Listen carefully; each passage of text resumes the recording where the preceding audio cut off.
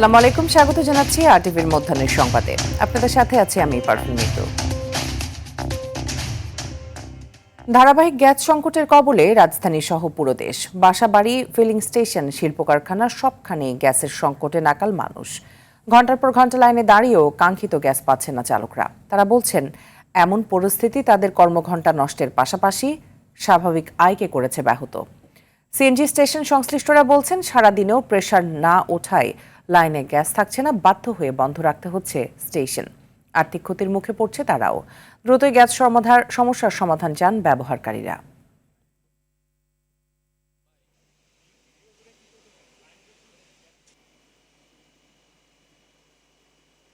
গতকালকে আমি 9 ঘন্টা পরে গ্যাস পাইছি। 9 ঘন্টা পরে আমি 360 টাকার গ্যাস পাইছি। গ্যাস না পাওয়াতে ডিউটি করতে পারতেছি না ঠিক মতো, সময় মতো অফিসারকে আনা নেওয়া করতে পারতেছি না। বিশেষ করে যাওয়ার পরে গ্যাস থাকে না, রাত্রে 11:30 12টার পরে আছে, পরে রান্না বান্না করে এরপরে আবার সকালে আসি। 2 ঘন্টা ধরে লাইনে থেকে এখন আসছি, দেখি এখন কুটুক পাওয়া যায়, তার ভিতরে প্রেশার নাই, এখন তো আর বলা যাচ্ছে না। আর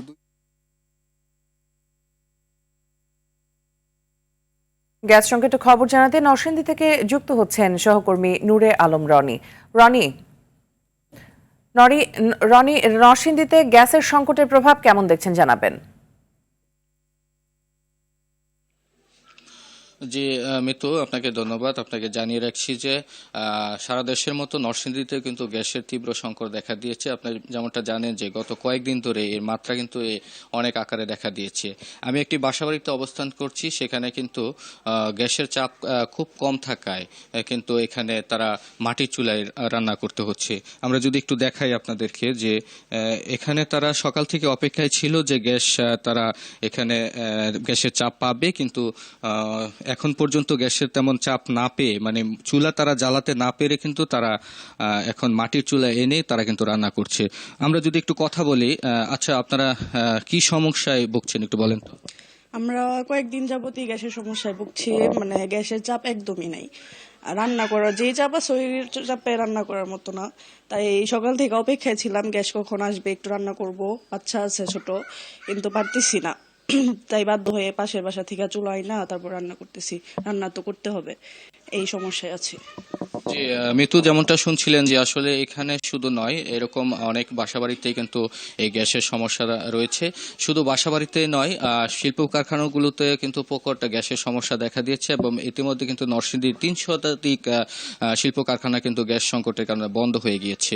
পাশাপাশি নরসিংদীর যে সকল ফিলিং স্টেশনগুলো রয়েছে সেগুলোতেও গ্যাসের অনেক সংকট দেখা দিয়েছে এবং ইতিমধ্যে 17টি ফিলিং স্টেশন থেকে কিন্তু অনেক স্টেশন কিন্তু গ্যাস সংকটের কারণে বন্ধ রয়েছে। যে কয়েকটি চালু রয়েছে সেখানেও খুবই কম মাত্রায় গ্যাস রয়েছে।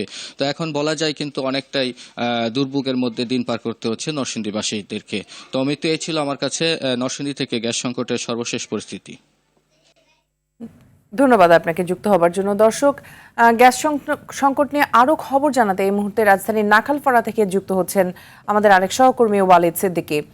ওয়ালিদ, বাসা বাড়িতে গ্যাস পাওয়া যাচ্ছে না, কিভাবে রান্নার কাজ করছেন গ্রাহকরা?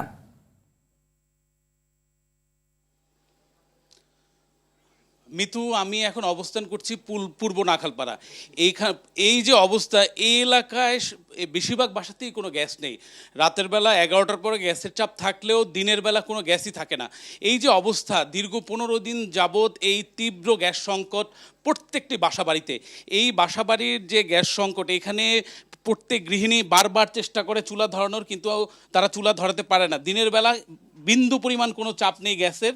তারা গ্যাস, এই যে আপনি দেখতে পাচ্ছেন যে এই যে বারবার চেষ্টা চলছে চুলা ধরানোর, কিন্তু গ্যাস ধরছে না, চুলা ধরাতে পারছে না। আমি এখন একটু গৃহিণীর সাথে কথা বলবো। আপা, আপনি একটু বলবেন যে আপনাদের গ্যাস কখন থাকে, কখন থেকে থাকে না, একটু বলবেন? হ্যাঁ, আমাদের হচ্ছে ভোর 4টা থেকে আসে, এসে আবার 6:30 চলে যায়। তারপরে আবার 3টা বাজে আসে, 3:30 আসে, আবার 7টা বাজে চলে যায় সন্ধ্যায়। তারপরে আবার 10টা থেকে 10:30 আসে। এই যে অবস্থা, এই অবস্থা দীর্ঘদিন যাবৎ বিরাজ করছে। এর আগে তারা বলছে যে আগে দিনের বেশিরভাগ সময় অল্প অল্প করে হলেও গ্যাস পাওয়া যেত, কিন্তু এই গ্যাস সংকটটা তীব্র হয়েছে গত 15 দিন যাবৎ। আমরা জানি যে চট্টগ্রামের মহেশখালীর যে কক্সবাজারের মহেশখালী এলএমজি টার্মিনাল, সেই টার্মিনালের ত্রুটির কারণে এই গ্যাস সংকটটা আসলে মূলত তৈরি হয়েছে। সরকারের তরফ থেকে সার্বিক চেষ্টা চলছে। সরকার ত্রুটি সংকটে ইতিমধ্যে বিদেশ থেকে বিশেষজ্ঞ টিম নিয়ে এই এলএনজি টার্মিনালের ত্রুটি সারানোর জন্য চেষ্টা করছে, এবং সরকারের তরফ থেকে আমরা ইতিমধ্যে জানতে পেরেছি যে মালয়েশিয়া সরকারের কাছে গ্যাস সংকট নিরসনের জন্য সাহায্য চাওয়া হয়েছে। এবং এই যে বর্তমান প্রেক্ষাপট, আমরা এই পূর্ব নাখালপাড়া, কাজীপাড়া, শেওড়াপাড়া এবং মিরপুর 10-এর অনেকগুলো বাসা বাড়িতে গিয়েছি।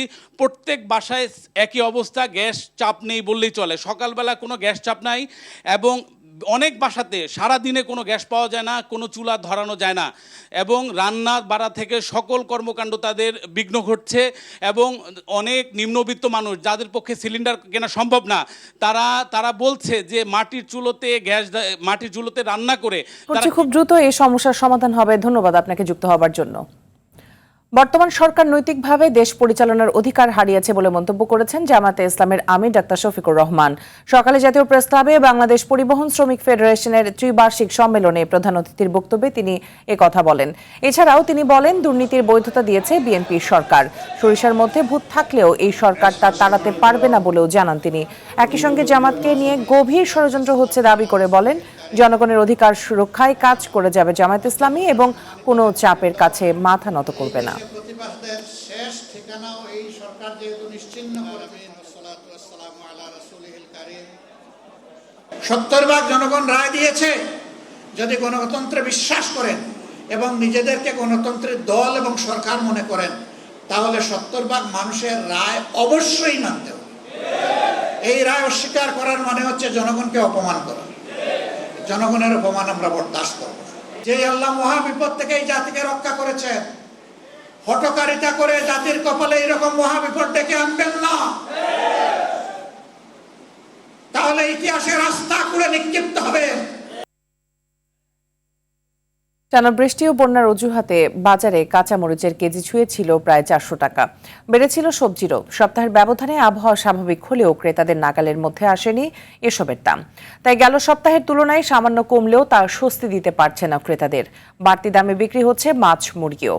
এবার সরবরাহ ঘাটতির কারণ দেখাচ্ছেন বিক্রেতারা। এদিকে প্রতি সপ্তাহেই বেড়ে চলেছে পোলায়ের চালের দাম। বাজার নিয়ন্ত্রণে সরকারের কঠোর নজরদারির দাবি সাধারণ মানুষের।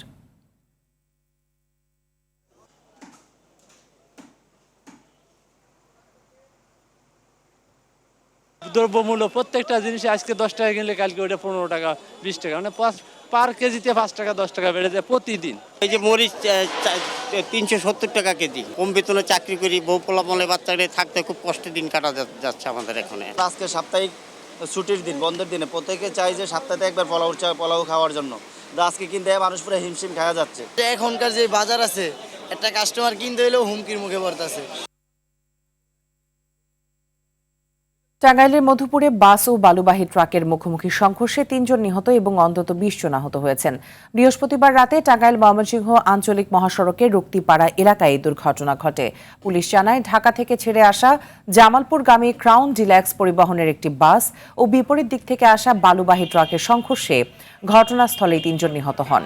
আহতদের উদ্ধার করে প্রথমে মধুপুর উপজেলা স্বাস্থ্য কমপ্লেক্স এবং পরে আশঙ্কাজনক কয়েকজনকে টাঙ্গাইল জেনারেল হাসপাতাল ও ময়মনসিংহ মেডিকেল কলেজ হাসপাতালে পাঠানো হয়েছে। আইনি প্রক্রিয়া শেষে মরদেহগুলো স্বজনদের কাছে হস্তান্তর করা হবে বলে জানিয়েছেন মধুপুর থানার ভারপ্রাপ্ত কর্মকর্তা।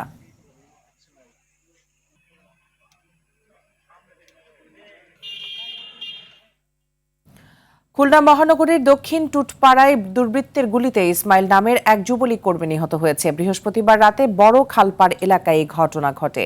নিহত ইসমাইল হত্যাসহ একাধিক মামলার আসামি ও কেএমপির তালিকাভুক্ত মাদক ব্যবসায়ী। এদিকে হত্যায় জড়িতদের গ্রেপ্তারে অভিযান চলছে বলে জানায় পুলিশ। জামালপুরের মেলান্দহের দানা ভাঙা বিল থেকে অজ্ঞাত ব্যক্তির অর্ধগলিত মরদেহ উদ্ধার করেছে পুলিশ। সকালে মরদেহটি উদ্ধার করা হয়।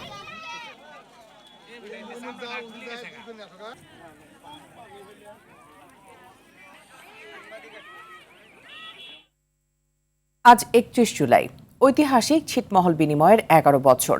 2015 সালের এই দিনে মধ্যরাতে 68 বছরের বন্দি দশার অবসান ঘটিয়ে ভারত ও বাংলাদেশের মধ্যে ছিটমহল বিনিময় কার্যকর হয়। এর ফলে ভারতের অভ্যন্তরে থাকা বাংলাদেশের 51টি এবং বাংলাদেশের অভ্যন্তরে থাকা ভারতের 111টি ছিটমহল নিজ নিজ মূল ভূখণ্ডের সঙ্গে যুক্ত হয়। এর মধ্যে শুধু কুড়িগ্রাম জেলায় যুক্ত হয় 11টি ছিটমহল। বিনিময়ের পর থেকে জেলার বিখ্যাত দাসিয়ার ছড়া সহ ছিটমহলগুলোতে শিক্ষা, যোগাযোগ, বিদ্যুৎ ও কৃষি খাতে ব্যাপক উন্নয়ন সাধিত হয়েছে। দিনটি স্মরণীয় রাখতে নানা কর্মসূচি পালন করছেন স্থানীয় বাসিন্দারা। খেলার খবর। আগামী বছর ক্রিকেট বিশ্বকাপের 3 আয়োজক দেশের 12টি শহর চূড়ান্ত করেছে আইসিসি। শুক্রবার বিষয়টি নিশ্চিত করে ক্রিকেট সর্বোচ্চ নিয়ন্ত্রক সংস্থা।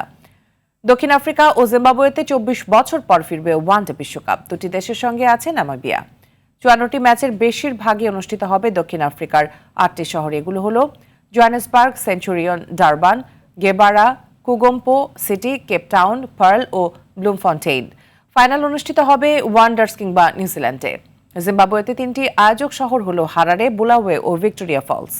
নামিবিয়ার উইন্ডহোকে অনুষ্ঠিত হবে অন্তত 3টি ম্যাচ। প্রাথমিক সময়সূচি অনুযায়ী 2027 সালের 4 অক্টোবর থেকে 21 নভেম্বর পর্যন্ত ওয়ানডে বিশ্বকাপ অনুষ্ঠিত হবে।